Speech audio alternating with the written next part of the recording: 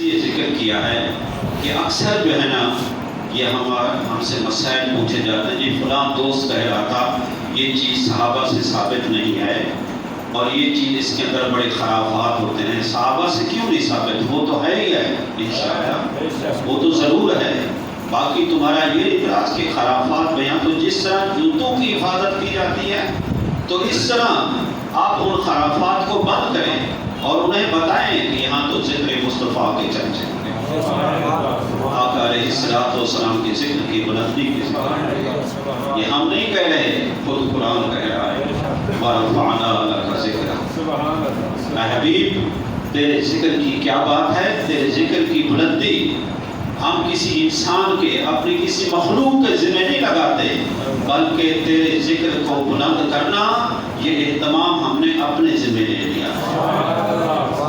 یہ اہتمام ہم نے خود اپنی یہ ڈیوٹی لگا دیا ہے۔ محبوب یہ لوگ تیرا ذکر کیا کریں گے، کبھی فتوے جھاڑیں گے، کبھی کچھ کہیں گے، کبھی کچھ کہیں گے، ان کو چھوڑیے، جو کریں گے ان کو بھی ہم محبوب بنا لیں گے، اپنا پیارا بنا لیں گے، اس لیے کہ وہ بھی میری سنت ادا کریں گے، آپ کا ذکر بلند کریں گے۔ وَرَفَعْنَا لَكَ ذِکْرَكَ، اللہ اکبر۔ مفسرین یہاں ایک نکتہ اٹھاتے ہیں کہ اللہ تعالیٰ نے ذکر مصطفیٰ کی ڈیوٹی جو ہے صلی اللہ علیہ وسلم اپنے ذمہ لگائی ہے، مخلوق کے ذمہ نہیں لگائی، ان کو آپ کریں گے، اس لیے کہ وہ فرماتے ہیں، اشاق مثال کے طور پر علامہ ابن جوزی اس مقام پر لکھتا ہے، اللہ اکبر، ان کا ایک رسالہ آتا ہے عربی کے اندر، وہ فرماتے ہیں اس وجہ سے اللہ کریم نے ذکر مصطفیٰ کی بلند ہونا، یہ ذکر مصطفیٰ اپنی ڈیوٹی اس لیے لگائی ہے کہ ذکر مصطفیٰ ایسی بلند شان والا ذکر ہے، بلندیوں والا ہے، عظمتوں والا ہے، برکتوں والا ہے، اس کی شان ہی ایسی ہے۔ اللہ کریم نے فرمایا، اے محبوب تیرا ذکر اگر مخلوق کی منزل میں لگا دیتا، مخلوق کی ابتدا بھی ہے انتہا بھی ہے، جبکہ تیرے ذکر کی نہ کوئی ابتدا ہے نہ کوئی انتہا۔ اس لیے جیسے میری ذات کی کوئی ابتدا انتہا نہیں ہے، میں نے اپنے ذمہ ڈیوٹی لگائی ہے، لہذا میں تیرے ذکر کی نہ کوئی ابتدا ہوگی نہ انتہا۔ پھر اسی طرح جیسا کہ میری ذات لامحدود ہے، اس کی کوئی حد نہیں ہے، اے پیارے محبوب تیرے ذکر بھی لامحدود ہے، اس کی کوئی حد نہیں ہوگی۔ وَرَفَعْنَا لَكَ ذِکْرَكَ، مٹ گئے مٹتے ہیں، مٹ جائیں گے یا رسول اللہ، آدھا تیرے نہ مٹا ہے نہ مٹے گا کبھی چرچا تیرا۔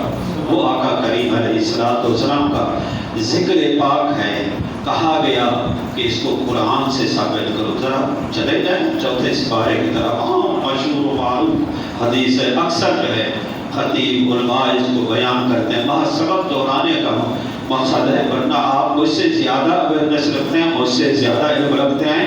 ارے آج تو ہم محفل سجائے ہوئے ہیں جامع مسجد یاسین کے اندر، آپ تو نیک ہیں، میں جب کچھ جیسا گناہگار بھی اس میں شامل ہے، ذرا دور کہیں ابتدا میں چلی جائیے جہاں عالم ارواح کے اندر ایک ذات تھی جو ذکر مصطفیٰ کو بلند کر رہی تھی۔ وَإِذْ أَخَذَ اللَّهُ مِيثَاقَ النَّبِيِّينَ لَمَا آتَيْتُكُم مِّن كِتَابٍ وَحِكْمَةٍ، عالم ارواح کے اندر تمام انبیاء کرام کی ارواح پاک کو جمع کر کے اللہ پاک ان سے خطاب فرما رہا ہے۔ خطاب کیا ہے، اس کا موضوع کیا ہے، وہ ہے ذکر مصطفیٰ صلی اللہ علیہ وسلم۔ ہماری محفل کا موضوع بھی تو ذکر مصطفیٰ ہے، تو اس سب سے پہلی جو بزم سجائے گی وہ بھی ذکر مصطفیٰ ہے۔ وَإِذْ أَخَذَ اللَّهُ مِيثَاقَ النَّبِيِّينَ، کہا ہوا انبیاء کرام کے ارواح میں تم سے یہ وعدہ لیا ہے، وہ وقت میں یاد کرو ہے پیارے محبوب۔ یہاں اس کا ذکر آیا ہے، علماء بیٹھے ہیں، میں تو خیر عالم نہیں ہوں، یہاں اس کا اس بمانے اس کو روکے ہوتا ہے، یہ اس وقت استعمال ہوتا ہے، اس واقعے کے استعمال بیان کرنے کے وقت بیان ہوتا ہے جبکہ وہ واقعہ پہلے ہو چکا ہو اور جس کے سامنے بیان کیا جا رہا ہے وہ ہستی بھی اس وقت موجود ہو۔ یہ سمجھ آ گئی؟ اس بمانے اس کو علماء کرام، مفسرین کرام، گرامر کے لوگ یہ کہتے ہیں یہ اس وقت استعمال ہوتا ہے اس واقعے کو بیان کرنے کے لیے استعمال ہوتا ہے کہ وہ واقعہ پہلے گزر چکا ہو اور جس کے سامنے بیان کیا جا رہا ہے وہ ہستی بھی اس وقت موجود ہو۔ اللہ پاک فرما رہے ہیں پیارے محبوب کو وقت یاد کرو۔ کس سے کہا ہے؟ اپنے محبوب سے کہا ہے، اے محبوب اس کو وہ وقت یاد کرو، کتنا پیارا وقت تھا، کتنا سہانا وقت تھا، کتنا پرنور وقت تھا، کیا جو ہے عالم ارواح کے اندر کیفیت تھی جب تو بھی موجود تھا، انبیاء کرام کی ارواح بھی موجود تھی اور تو اس وقت دیکھ رہا تھا کہ تیرے ذکر کے لیے، تیرے ذکر کی بلندی کی خاطر ہم نے تیرے ذکر کو، تمام انبیاء کے ارواح کو جمع کر کے تیرے ذکر کیا۔ سبحان اللہ، نعرہ تکبیر، نعرہ رسالہ، نعرہ خلافت، نعرہ حیدری، عظمت و شان مصطفیٰ۔ ذات مصطفیٰ اس وقت بھی موجود تھی، یقیناً موجود تھے۔ ارے اس دنیا میں تو ظاہری طور پر تشریف لائے، لیکن باطنی طور پر پتہ نہیں کب سے میرے اور آپ کے آقا کے نور کو پیدا کیا، میرے آقا کی ذات کو پیدا کیا۔ دیکھیں ایک جگہ اور بھی قرآن پاک میں نے شاید پچھلی دفعہ کیا، چلو اس کو مختصر کر کے میں آگے بڑھتا ہوں۔ قرآن پاک میں کیا آتا ہے؟ فَكَيْفَ إِذَا جِئْنَا مِن كُلِّ أُمَّةٍ بِشَهِيدٍ۔ وہاں بھی اس استعمال ہوا ہے، اے پیارے محبوب وہ وقت یاد کرو۔ اب آنے والے وقت کی بات ہے، وہ کیسا پیارا وقت ہوگا جب آدم سے لے کر حضرت عیسیٰ علیہ السلام تک تمام انبیاء کو کہا جائے گا، اے پیارے آدم میں نے تمہیں کتاب و حکمت دی تھی، کیا تو نے اپنی قوم، اپنی ملت کے اندر، اپنی امت کے اندر بھی میری تبلیغ کی تھی، توحید کا پرچار کیا تھا؟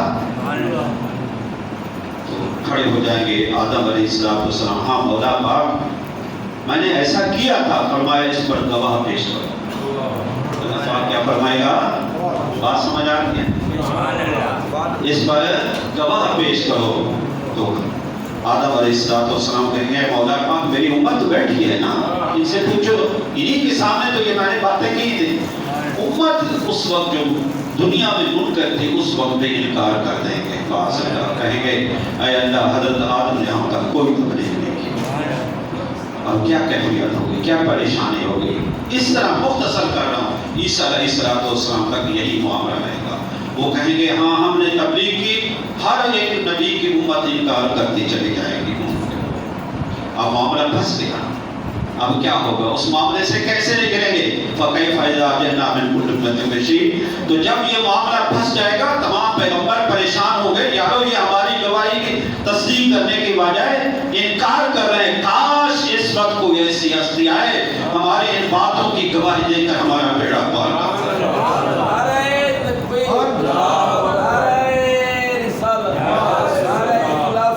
ہاں اس وقت موجود ہوگی اور وہ ذات کون ہوگی؟ ذات مصطفیٰ۔ وَجِئْنَا بِكَ وَجِئْنَا بِكَ۔ اے محبوب وہ کیسا وقت ہوگا جب تمام انبیاء اس معاملے میں پریشان کھڑے ہوں گے، ہم آپ کی ذات کو پیش کریں گے، ہم آپ وَجِئْنَا بِكَ، ہم آپ کو لے آئیں گے ان کے سامنے، ہؤلاء شہیدا، پھر آپ تمام انبیاء کی، تمام لوگوں کی گواہی دیں گے، ہے مولا میں گواہی دیتا ہوں میرے اور آپ کے۔ محبوب علیہ السلام کہیں گے ہاں میں گواہی دیتا ہوں کہ آدم نے بھی تبلیغ کی تھی، نوح نے بھی تبلیغ کی تھی، حضرت موسیٰ نے بھی تبلیغ کی۔ تو اللہ پاک فرمائے گا اور منکرو اب گواہی آ گئی ہے، میرے تمام نبی سچے ہیں، گواہی آ چکی ہے، میرے تمام رسول و انبیاء سچے ہیں۔ اب گواہی تو اب بات اس طرح ہے نا، نبی رحمت آقا کریم علیہ السلام کو بطور جو گواہ پیش کیا جائے گا۔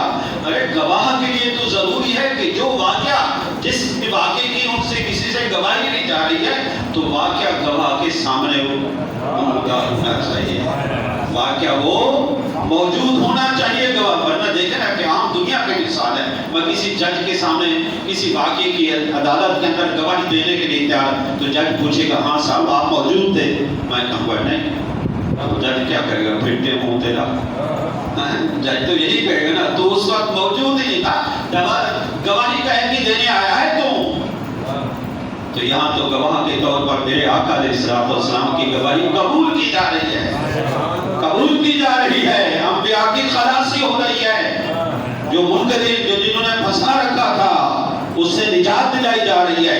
تو معلوم یہ ہوا اس دنیا کے اندر میرے آقا علیہ الصلوۃ والسلام ظاہری طور پر بشر بن کر آئے، ورنہ جو ہے ہمارے اس آیت کی روح سے ہمیں یہ ایمان رکھنا پڑے گا، ہمیں یقین رکھنا پڑے گا میرے اور آپ کے محبوب اس وقت بھی تھے جب آدم علیہ السلام اپنی قوم سے خطاب کر رہے تھے،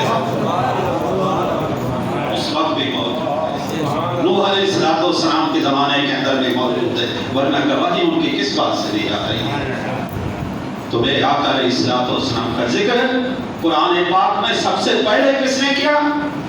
اللہ سبحانہ و تعالی لما آتیتکم من کتاب و حکمت، میں تمہیں کتاب اور حکمت و نبوت اور رسالت دوں گا، ثم جاءکم رسول مصدق، پھر وہی بات آ گئی، پھر سب کے بعد ختم نبوت بھی تو ثابت ہو گئی، سبحان تاخیر بھی، پھر سب کے بعد جب تم یہ سارے آ چکو گے، اپنا اپنا زمانہ گزار چکو گے، پھر تم سب کے بعد میرا محبوب آئے گا،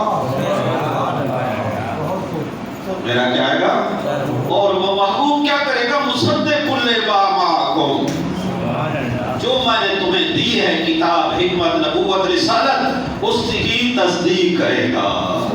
ارے تصدیق تو وہ کرتا ہے جس کے سامنے یہ ساری چیزیں گزاری جاتی ہیں، پھر وہی بات آگئی، مصدق لما معکم لا تؤمنن بہ ولا تنصرن، بس میری بات یہیں تک آگے پھر دوسرا ٹاپک چلا جائے گا۔ تو ہماری محافل کے اندر یہ جو ذکر ہوتا ہے اس کی اصل قرآن سے ثابت ہے۔